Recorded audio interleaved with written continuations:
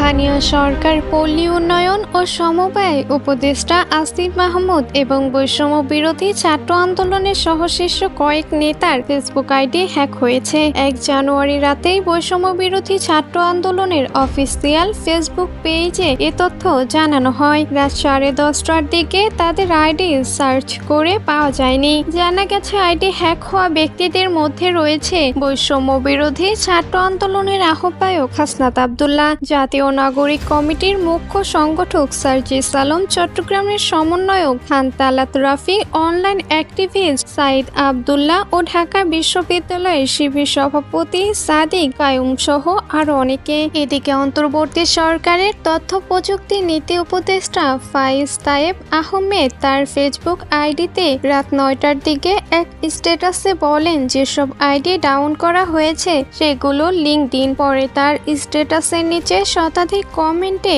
গণ অভ্যুত্থানের অংশ নেওয়া বিভিন্ন ফেসবুক আইডি ও পেজ হ্যাক হওয়ার তথ্য দেওয়া হয়েছে।